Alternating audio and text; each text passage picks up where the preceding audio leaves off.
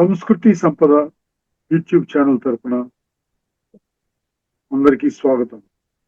శ్రీనాథుని శృంగార నైషధం కావ్య పఠనం కావిస్తున్నది శ్రీ నూతలపాటి వెంకటరత్న శర్మ గారు. శ్రీ శర్మ గారు ఈ కావ్య పఠనాన్ని ధారావాహిక ప్రసంగంలో ప్రసంగిస్తున్నారు. వారి ధారావాహిక ప్రసంగంలో ఈరోజు 8 శ్రీ రత్న శర్మ గారికి స్వాగతం. నా అనర్పంబునిన ఈ మహాప్రబంధమునకున్ కథానాయకుండు అని ఆగింది. ఈరోజు కథానాయకుడు గురించి, నలమహారాజు గురించి. తపనీయ దండైక ధవళాతపత్రితోద్దండ తపనీయ దండైక ధవళాతపత్రితోద్దండ తేజ కీర్తి మండలుండు నిర్మల నిజ కథా నిమిష కల్లోలిని క్షాళిత అఖిల జగత్కల్మషుండు వితత నవద్వయద్వీప నానాజయ శ్రీవధూటి సమాశ్లిష్ట భుజుండు నిఖిల విద్యా నటీ నృత్య రంగస్థలాయతనాయమాన జిహ్వాంజలుండు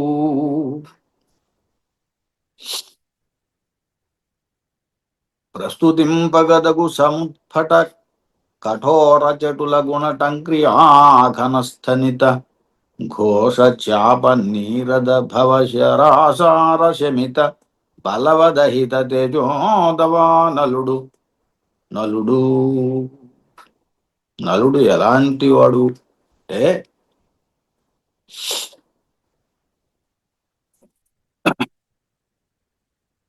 తపనీయ దండైక ధవళాతపత్రిత ఉద్దండ తేజ కీర్తి మండలుడు, గొప్ప కీర్తి పరాక్రమం, కీర్తి కలిగినటువంటి వాడు.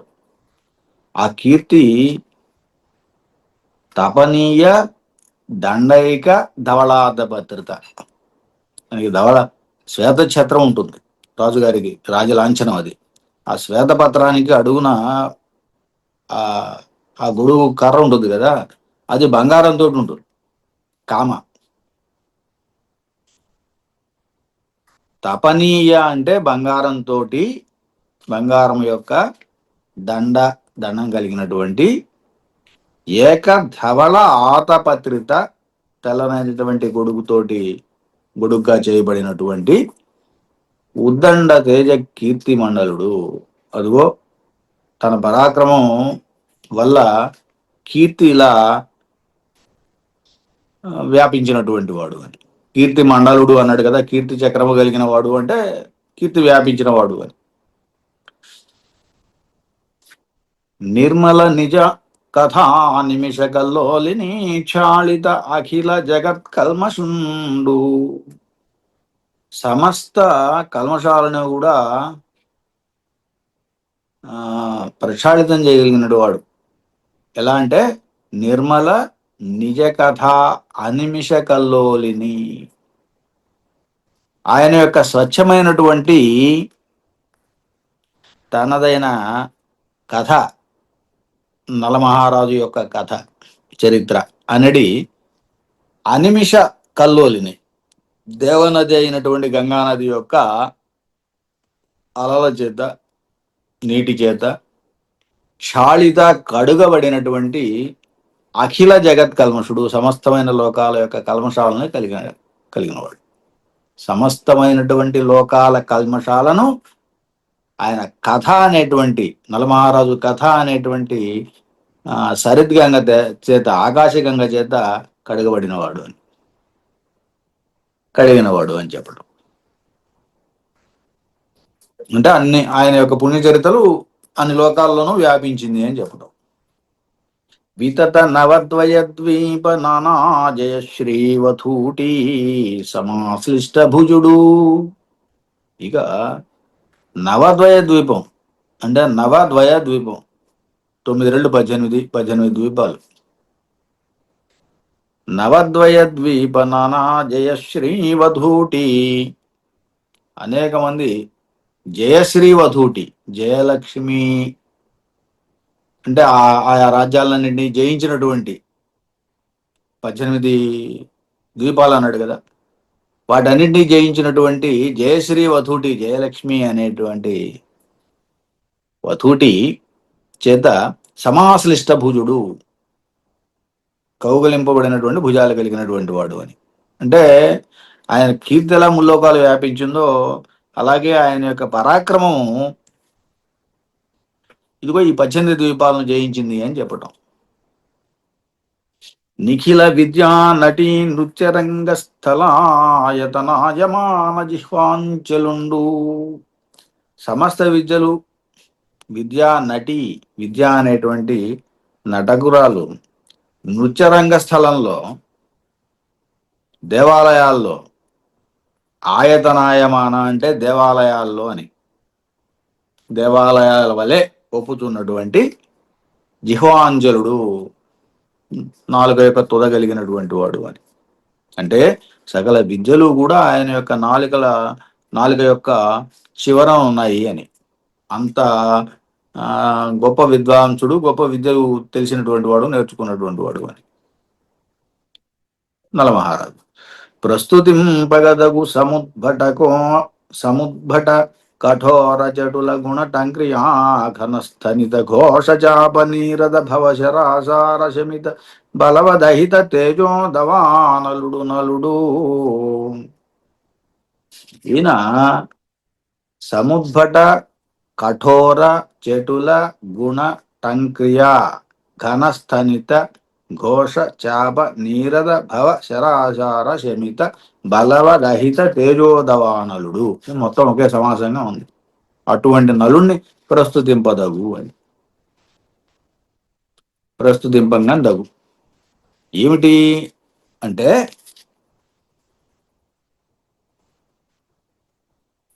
సముద్భటమైన అంటే చాలా ఉద్దండమైనటువంటి,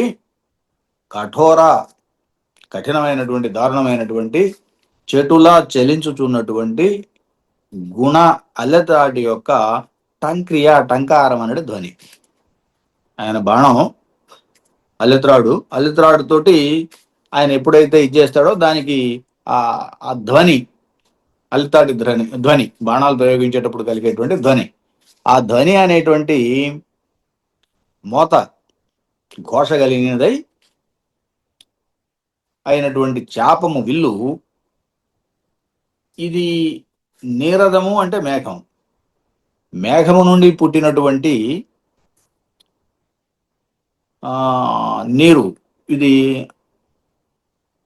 నీటి యొక్క జడి, వాన.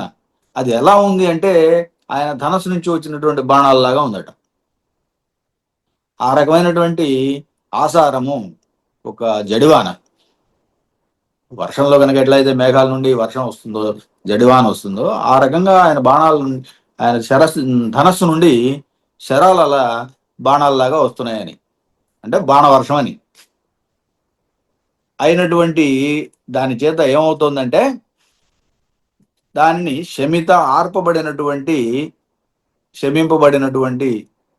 ఉపశమింపబడినటువంటి బలవత్ అహిత తేజ దవానలుడు, దానిని ఆర్పబడినటువంటి శత్రువుల యొక్క వాళ్ళ యొక్క పరాక్రమం అనేటువంటి దవానలం, అగ్ని కలిగినటువంటి వాడు అని. దవానలం కలిగినటువంటి వాడు, దావాగ్ని కలిగినటువంటి వాడు అయినటువంటి నలుడు పొగడదగిన వాడు అని. అంటే ఆయన యొక్క పరాక్రమం అంతటి శత్రురాజుల్ని, వాళ్ళ యొక్క పరాక్రమాలని నాశనం చేస్తుంది అని చెప్పటం. ఆయన బాణవర్షం అలా ఉంటుందని. అటువంటి నలుడు అని నలుడిని ప్రస్తావన చేశాడు ఇక్కడ. నలుని యొక్క పొగడ్త, ఆయన యొక్క గుణాలు, ఆయన యొక్క పరాక్రమం, ఆయన యొక్క కీర్తి, ఇలా వీటన్నింటినీ ఈ పద్యంలో చెప్పాడు. అలయక అధీతి బోధములు ఆచరణంబు ప్రచారణంబు కాగలుగు ఉపాధి భేదముల గాఢమతి నిగమాదులైన విద్యలు 14గింటికి నతడొనరించే చతుర్దశత్వమున్ తెలియగలేము కారణము దీనికి నెమ్మెయి చర్చ చేసినన్. ఈయన ఆ నరమహారాజు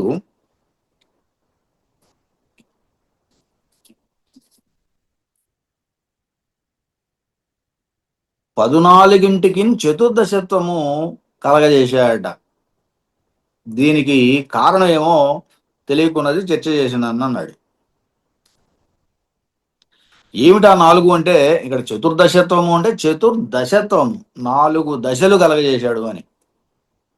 14ంటికి అతను అనరించే చతుర్దశత్వము అక్కడ ఉన్నది విశేషం. 14 లెక్క, చతుర్దశ అంటే కూడా 14. అందుకే తెలుగులో 14ంటికి అతడు అనరించే అన్నాడు. సంస్కృతంలో మళ్ళీ చతుర్దశత్వము తెలియగలేము అన్నాడు. 14ంటికి తెలియలేము అన్నట్టుగా. కానీ అక్కడ చతుర్దశ అంటే అర్థం అది కాదు, 4 దశలు అని. 4 దశలు కలిగి ఉండటం. ఏమిటా 4 దశలు అంటే 4 దశలు. 1 అధీతి, 2 బోధము, 3 ఆచరణము, 4 ప్రచారణము. అదిగో అలయక అధీతి బోధములు ఆచరణంబు ప్రచారణంబుగా గలుగును ఉపాధి భేదములను. ఇది 4 రకాలైనటువంటి భేదాలు. గాఢమతి నిగమాదులైన విద్యలు. ఏమిటి ఇంతకీ ఇవి? వీటన్నిటిని ఈ పద్ధతుల్లో నిగమాదులైన విద్యలు. నిగమాదులు అంటే వేదాలు, వేదాలకు సంబంధించినటువంటి. నిగమము అంటే వేదం.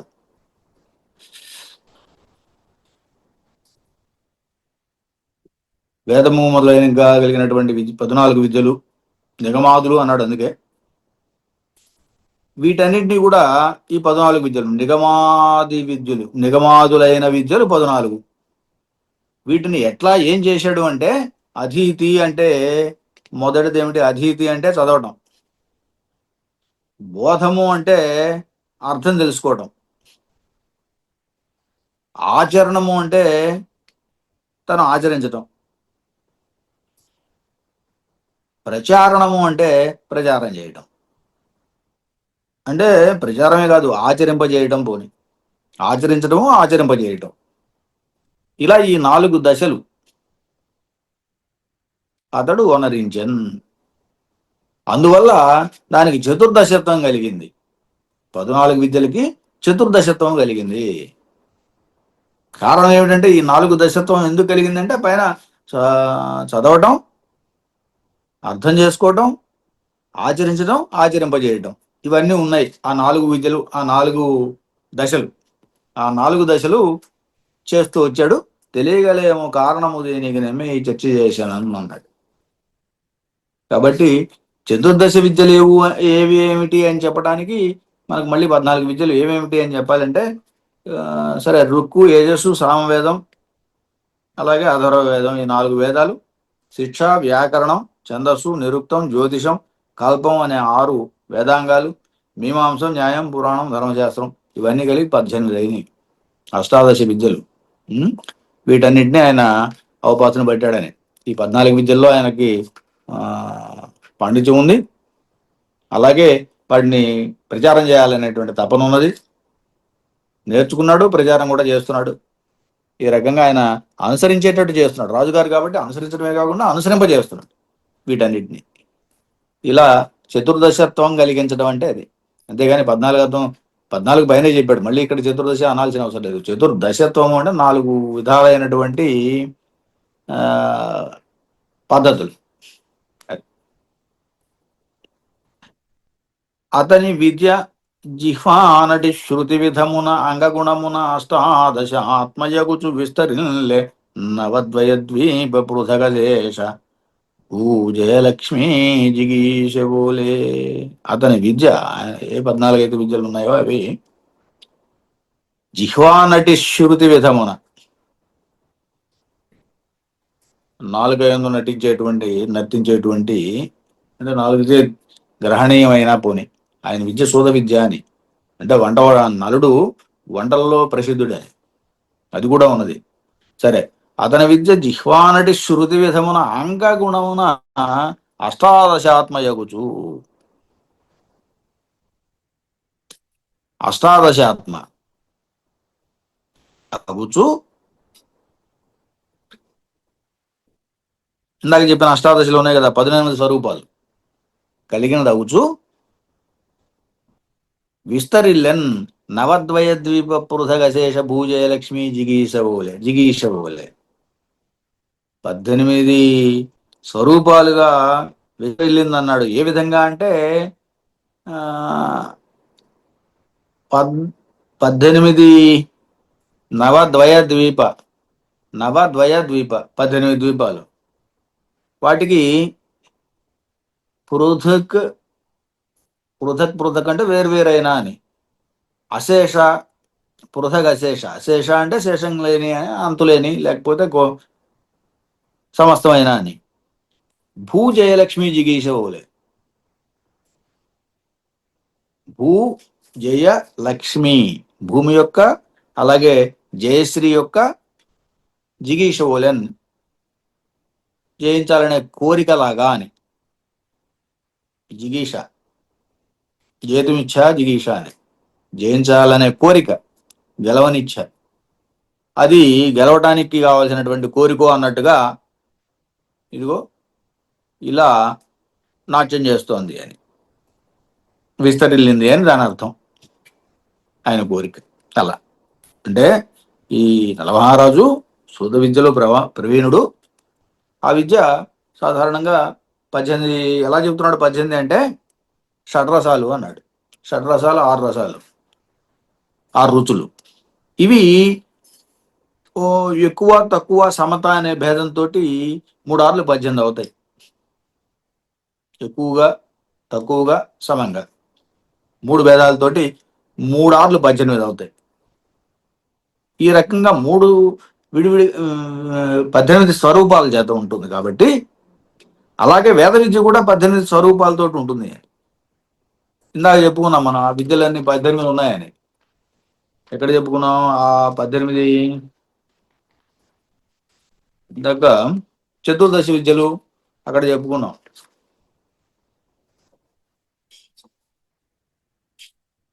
కాబట్టి శృతి విద్య అలాగే శోధ విద్య ఈ రెండిటి యందు ఈయన సమర్థుడు అని చెప్పడం.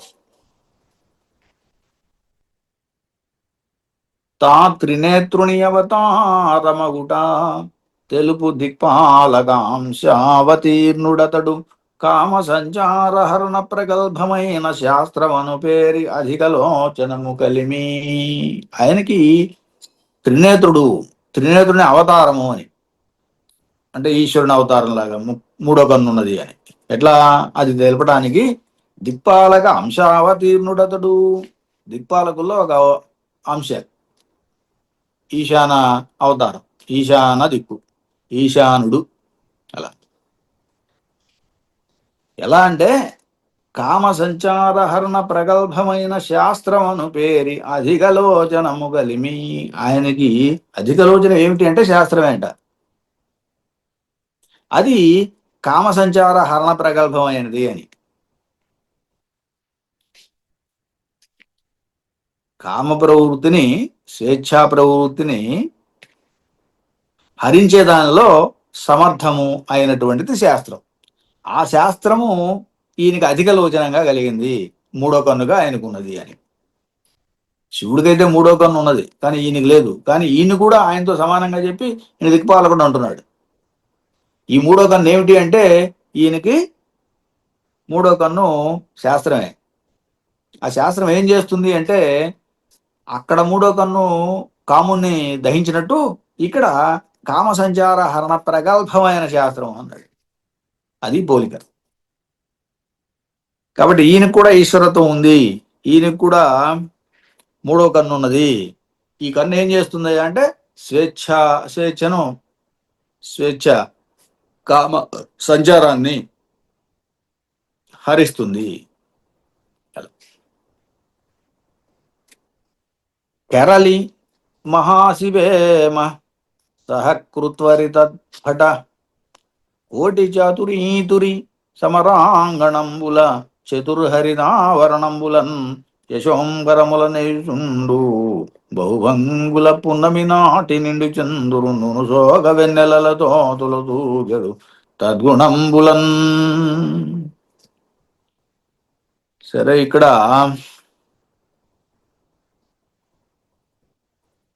కెరలి మహాశివేమ సహకృత్వరి తద్భట కోటి చాతురీతురి సమరాంగణంబులన్ చతుర్హరిదావరణంబులన్ యశోంబరముల నేయుచుండు బహుభంగుల పున్నమి నాటి నిండు చందురును సోగ వెన్నెలలతో తొలతూగడు తద్గుణంబులన్. అదిట. సరే, ఆయన యొక్క కత్తి మహా అసి. ఆయన యొక్క కత్తి అనేటువంటి వేమ, వేమ అనేది ఒక ఆయుధం, అదే ఒక పనిముట్టు. అది దేంట్లో, అల్లికల్లో, వస్త్రాలని అల్లటంలో అది వేమ అనేది ఒక పనిముట్టు. అది సహకృత్వరి, సహకారిణి అయినటువంటి అతని యొక్క తద్ భటకోటి, ఆయన యొక్క సైన్యం, బండ్ల సమూహము, చాతురీతురి, సైన్యము యొక్క నేర్పు అనేటువంటి నాడే, అది నేత పనిముట్టు అనేది. చాతురీతురి, తురి అనే దానికి సాధన విశేష అని చెప్పారు, నేత పనిముట్టు అని చెప్పారు. సమరాంగణంబులన్, యుద్ధ భూములందు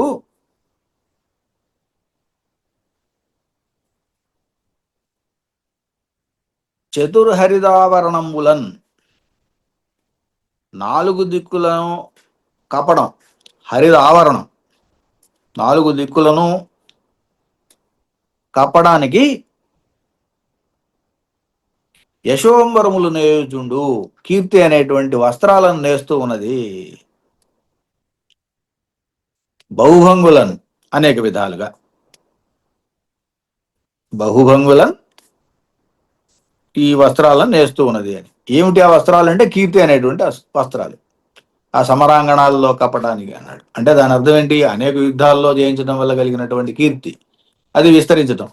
దానికి అది వస్త్రంగా చెప్పాడు. ఆ వస్త్రాన్ని నేయటానికి కావలసిన పనిముట్లని ఆ భటుల కోటి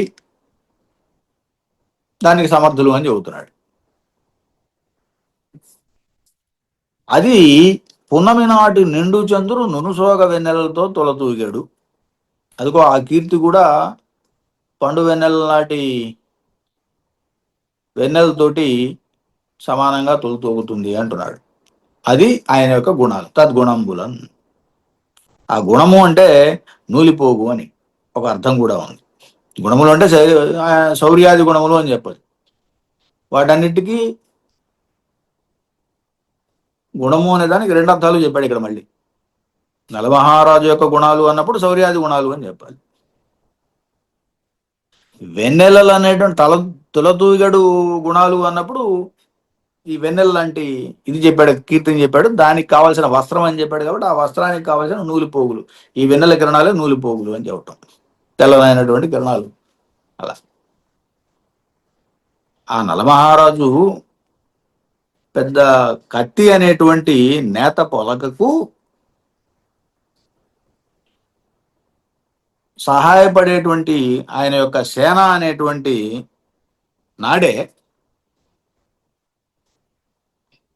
ఒక పనిముట్టు తురి. అది యుద్ధక్షేత్రమునందు నాలుగు దిక్కులనేటువంటి స్త్రీలకు కప్పడముగా, స్త్రీలకు అంటే దిక్కులనేటువంటి అంగనలకు అన్నాడు. అందుకే వాటికి కప్పడానికి గాను వస్త్రం, కీర్తి అనేటువంటి వస్త్రాన్ని, అది కూడా పూర్ణచంద్రుని యొక్క స్వచ్ఛమైనటువంటి కిరణాలలాగా దీర్ఘమైన వాటిని అయినటువంటి వాటితోటి నేయుచున్నాడు అని.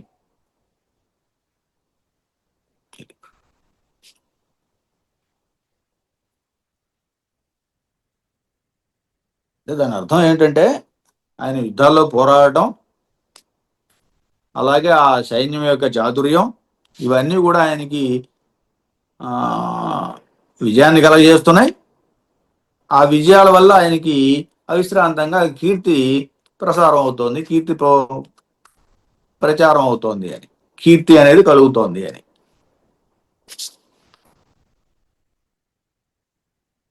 తద్దిశాజయాత్రోత్థధరణి ధూళి డోప్రతాప వైశ్వానర ధూమరేఖ పాలమున్నీటిలో బడి పంకమయ్యే అమృత దీధితిమై చెంది అంకమయ్యే. ఆయన దిక్కులను జయించడం అనేటువంటి యాత్ర వల్ల, దిక్కుల మీద యుద్ధాలకు వెళ్ళి అనేక దిక్కులకి దిగ్విజయ యాత్రలు చేస్తున్న సందర్భంగా ధరణి ధూళి, ఆ భూమి మీద నుంచి లేచిన ధూళి దుమ్ము అదేమైందట, దోప్రతాప వైశ్వానర ధూమరేఖ, ఆ పొగజాలులాగా దుమ్ము లేచి అది ఒక చాలులాగా, ఒక పొగ చాలులాగా అగ్ని అగ్ని యొక్క పొగలాగా, అగ్ని పొగరేఖలాగా. సాధారణంగా అగ్ని కాలిన తర్వాత వచ్చేటువంటి పొగ, అది అన్ని దిక్కుల్లో కమ్ముతూ ఉంటుంది కదా కాలుతున్నప్పుడు. అదిగో అలాగే ఈయన యుద్ధాలకు వెళ్ళినప్పుడు ఆ నేల మీద నుంచి లేచిన దుమ్ము అంట పైకి లేచి వ్యాపించింది. అది పాలమున్నీటిలో పడి, సముద్రంలో పడింది, క్షీరసాగరంలో పడి పంకమయ్యను బురదయ్యను. ఆ దుమ్ము బురదయ్యిందట. అమృత దీధితమై చెంది అంకమయ్యే, చంద్రుని చెంది అది కళంకమైందట. లేకపోతే పాల సముద్రంలో పుట్టిన చంద్రుడికి కళంకం ఎక్కడిది? ఆ కళంకం ఎక్కడిది అంటే, ఇదిగో నలమహారాజు యుద్ధాలకు బయలుదేరినప్పుడు ఆ భూమి నుండి లేచినటువంటి దుమ్ము ఏదైతే ఉందో అది పాల సముద్రంలో పడి అది బురదై అది చంద్రుడికి అంటుకుంది కావచ్చు, కాబట్టే ఆయన కళంకితుడయ్యాడు అని. అరయకగల్గి భూమి వలయంబు అఖిలంబును నీటి బాధలంబొరయకయుండనా నృపతి పుంగవుడేలుచునుండ ఒండు చోటు 20 ఉండకుండుటజుమీ అతి వర్షముల ఆశ్రయించ తత్పర నరనాథ యూధ వనితా జనతా నయనోత్పలంబులం. ఇక్కడేమైందంటే,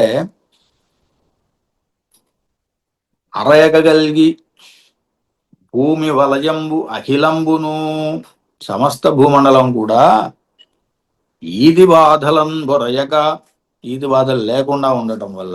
ఈది బాధలు అనేవి 6 రకాలుగా చెబుతూ ఉంటారు. అతివృష్టి, అనావృష్టి, అలాగే మూషకాలు, శలభాలు, శుకాలు. శుకం అంటే చిలుకలు, శుక. మూషకాలు అంటే ఎలుకలు, శలభాలు అంటే మిడతలు. అత్యాసన్నాశ్చ రాజాన షడయతే ఈతయ స్మృతా అని. ఈ 6 ఈతి బాధలు అంటారట. అతివృష్టి, అనావృష్టిలు ఉన్నాయి దీంట్లో. దాంట్లో ఒకటైనటువంటి ఈది బాధను పట్టుకున్నాడు ఈయన, అతివృష్టి అని. దాన్ని పట్టుకుని ఈ పద్యం చెప్పాడు. ఏం చెబుతున్నాడు? సమస్త భూమండలము కూడా ఈతి బాధం పొరయకుండా, ఈతి బాధలు ఏమీ కలగకుండా ఆ నృపతి పొంగవుడు ఏలుచునుండా, ఈ రాజుగారు పరిపాలిస్తున్నాడు నలుడు. ఒండు చోట 20 ఉండకుండుట జుమి.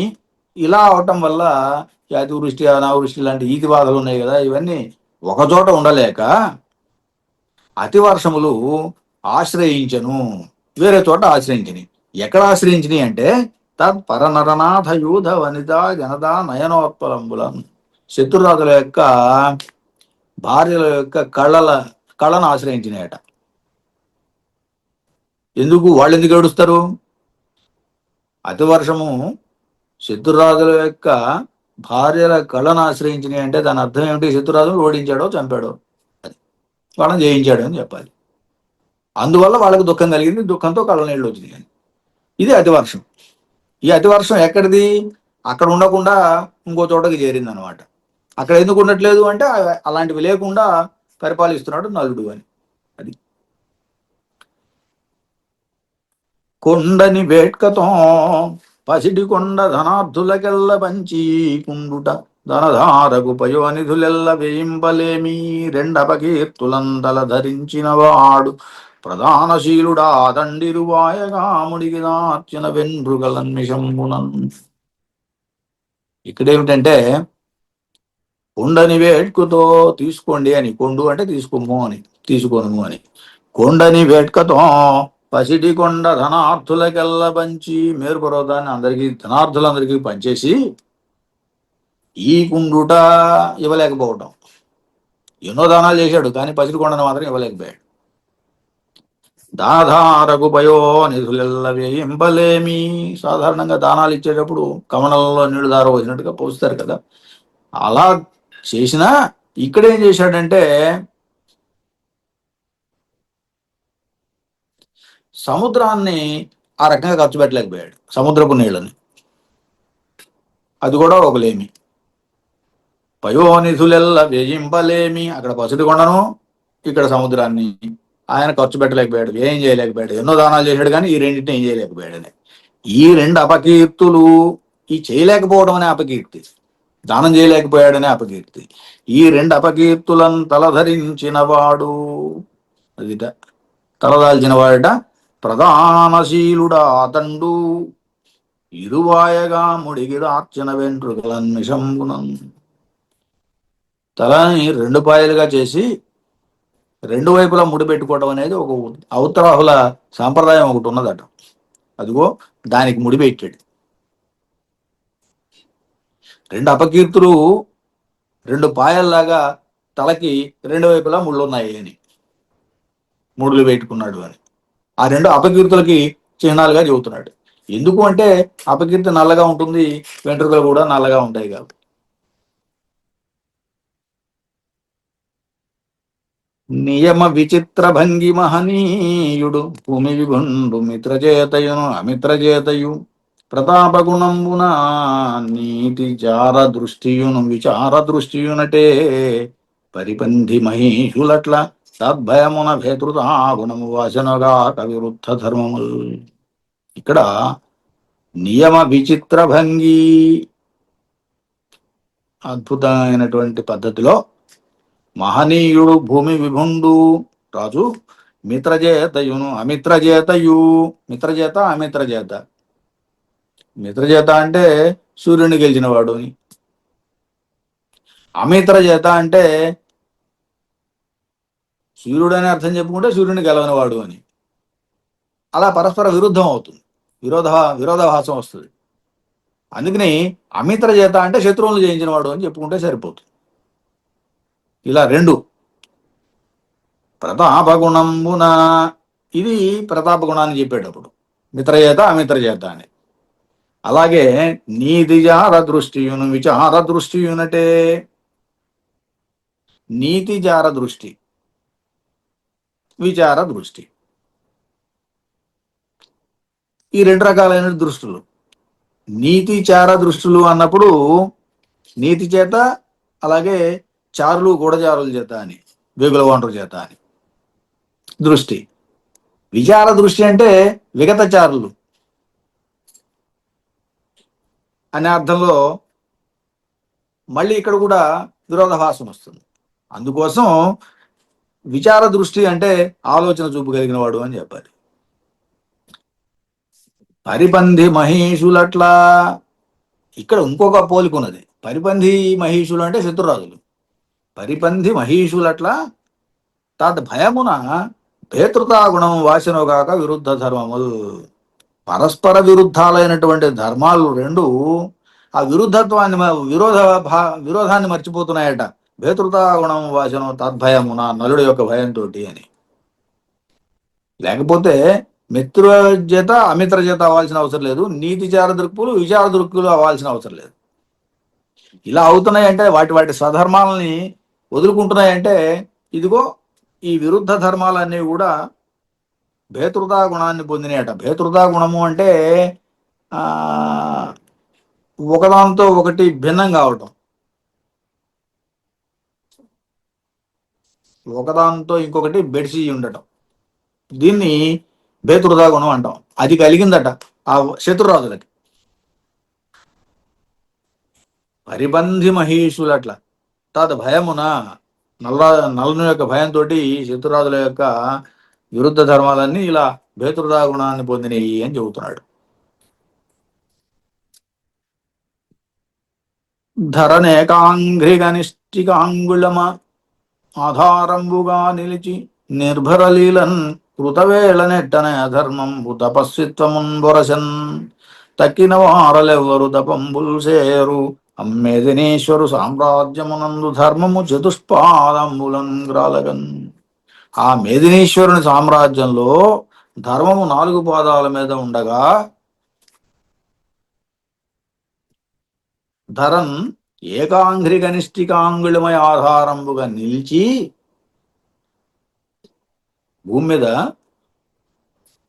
కాలి బొటన వేలితోటి అంఘ్రి కనిష్ఠికాంగుళమ, అదిగో కాలి బొటన వేలుతోటి ఆధారంగా నిలిచి, మిగతా కాలంతా ఆనలేదన్నమాట, ఆంచకుండా అని.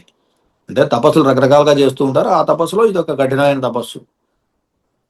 నిర్భరలీలను కృతయుగం వేళ నెట్టన అధర్మంబు తపస్సితమున్బొరసన్, అధర్మమే తపస్సు చేస్తోంది ఆ రకంగా. కృతవేళ అధర్మమే ఒంటిగా బొటన వేలుతో మాత్రమే నిలబడి తపస్సు చేస్తోందట. కృతవేళన్ నెట్టన అధర్మంబు ధరన్ ఏకాంఘ్రి కనిష్ఠికాంగుళమయ ఆధారమున నిలిచి నిర్భరలీలం తపస్సిత్వం పురసన్. ఈ రకంగా తపస్సు చేస్తోంది అధర్మము అని. తక్కిన వారులెవరు తపంబులు చేయరు. ఇంకా అధర్మమే ఒంటికాలతో తపస్సు చేస్తుంటే మిగతా వాళ్ళు ఎందుకు చేయరు? కాబట్టి ఆ మేదినేశ్వర సామ్రాజ్యమునందు ధర్మము చతుష్పాదములను రాలగన్. చక్కగా 4 పాదాలతోటి ధర్మం ఆ రాజ్యంలో నిలబడి ఉంది అని చెబుతున్నాడు. ఆ రాజు విజయలక్ష్మికి నీరాజనమాచరించు నిర్దగ్ధ దిగంతారాతి రాజనగరీ దారుణ వైశ్వానర ప్రదక్షిణ శిఖలం. విజయలక్ష్మికి నీరాజనం ఇస్తున్నాడట ఆ రాజు. విజయలక్ష్మికి నీరాజనం ఆచరించు నిర్దగ్ధ దిగంతారాతి రాజనగరీ దారుణ వైశ్వానర ప్రదక్షిణ శిఖలం. దేంతో ఇస్తున్నాడు అంటే శత్రురాజుల యొక్క పట్టణాలని కాల్చడం వల్ల కలిగినటువంటి అగ్ని ఏదైతే ఉందో అది, దానితోటి ప్రదక్షిణ శిఖలు చుట్టూతో అవి తిరిగి మొత్తం కాల్ చేస్తున్నాయట. ఆ కాలుస్తున్న మంటలు విజయలక్ష్మికి హారతిగా ఇస్తున్నాయట. ఆ రాజు విజయలక్ష్మికి నీరాజనం ఆచరించు నిర్దగ్ధ దిగంత ఆరాతి, దిక్కుల అంతాల యందు ఉన్నటువంటి అరాతి శత్రువుల యొక్క రాజపట్టణాల యొక్క దారుణ వైశ్వానర ప్రదక్షిణ శిఖలు. అది ఈ రకమైనటువంటి కాల్చినటువంటి అగ్ని శిఖలు ఏవైతే ఉన్నాయో వాటితోటి ఆయన విజయలక్ష్మికి కర్పూర నీరాజనం హారతి పలుకుతున్నాడట. అటువంటి రాజు నలమహారాజని చెబుతున్నాడు. మిగతా విషయాలు రేపు చూద్దాం. స్వస్తి.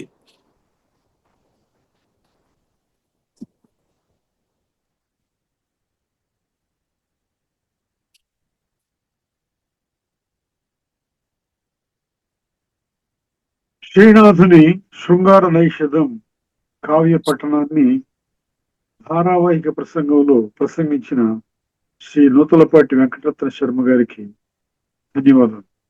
నమస్తే.